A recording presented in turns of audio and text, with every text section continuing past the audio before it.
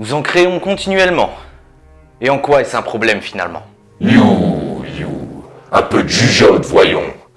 Lorsque ton père a pris pouvoir, et lorsque tu y étais, n'avez-vous pas rencontré le moindre signe d'anomalie? Un vaisseau alien qui orbite autour de la Lune que vous n'avez jamais pu détecter avant? Un vaisseau scientifique qui disparaît dans une autre dimension et réapparaît avec la moitié de son équipage, avant de voir l'autre débarquer dans un vaisseau de cette même dimension? Tout ça, ce ne sont pas des phénomènes spatiaux et subspatiaux normaux. Ce sont des anomalies créées par les boucles lorsqu'elles communiquent entre elles. Et tu veux me faire croire que ça justifie l'asservissement de toutes les espèces que tu croises? N'importe quoi. Pourtant, c'est vous qui êtes à l'origine de la création des boucles. Vous conduisez l'histoire vers un avenir incertain. En unifiant toutes les espèces, il n'y aura plus d'événement majeur qui permettra la création de boucles. Et je recommencerai pour chacune d'entre elles. Et tu penses vraiment que les espèces se laisseront faire, comme ça, unies sous la contrainte? Tu as une autre solution peut-être? Si ça ne te plaît pas, essaye de m'arrêter. Non, je ne vais pas essayer de t'arrêter. Je vais te laisser comprendre ce que je veux dire. Nous verrons bien lequel de nous deux a tort. C'est un fait. Vous adorez les guerres. Vous combattez jusqu'au bout et rendez l'issue incertaine. C'est ce qui provoque la continuité de nouvelles boucles. Tunis et l'Empire ottoman en guerre contre nous en sont le parfait exemple. Mais avec moi au pouvoir, il n'y a pas de création de boucles possible. Face à moi, la seule chose dont ils sont capables, c'est de se faire écraser. Et aucune révolte ne pourra mettre à mal mes objectifs. Tu oublies cependant que même si tu étais vraiment infaillible, tu es à la commande d'humains qui ne peuvent pas faire de miracle. Un obstacle comme l'Autriche et le Saint-Empire pourront te faire tomber.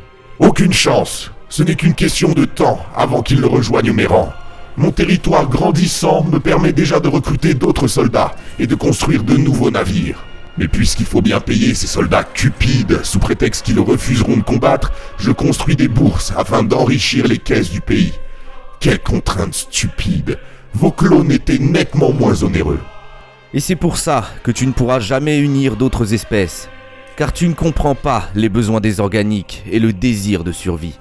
Tu auras beau t'étendre et massacrer les peuples en Amérique, ou profiter de la faiblesse de tes voisins pour les annexer, tu ne réussiras jamais à accomplir ton objectif. Contraindre les peuples ne t'aidera pas à tous les unir et à stopper la création de continuité dans la boucle. Au contraire, des révoltes risquent d'en engendrer des nouvelles. Nous verrons bien, gamin. Ça sera impossible pour eux de se soulever s'ils sont trop faibles. Comme la Savoie était trop faible pour se défendre. Comme les Anglais sont trop faibles pour se défendre. Les résistants seront purement et simplement tués. Aussi simplement que ces sauvages qui peuplent les terres d'Amérique. Aussi simplement que je l'ai fait avec les autres espèces de ton époque. Votre peuple aime la guerre, et c'est ce dont j'ai besoin. J'ai besoin de combattants qui, même acculés avec aussi peu de territoire que les Savoyards, les Anglais ou Gênes, continueront de se battre, car c'est là votre seule raison d'exister. Et c'est pourquoi je vous ai entraîné dans la boucle, car j'ai besoin que vous existiez à chaque moment, à chaque variation de celle-ci.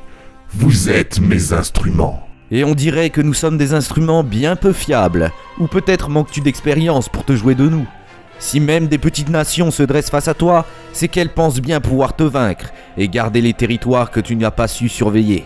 Car la vie des habitants est complètement égale. Cela n'empêche que leurs chances de me vaincre sont nulles.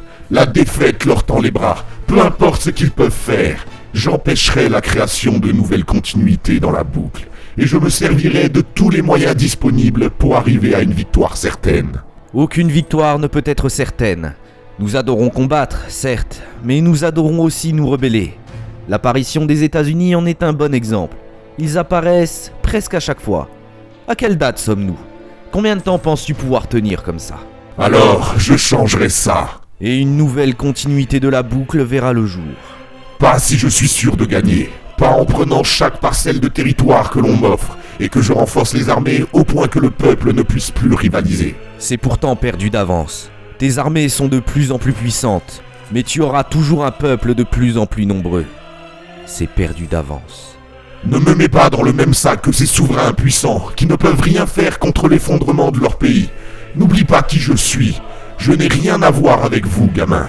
Chaque nation tombera, et je réussirai enfin à mettre fin à tout ça.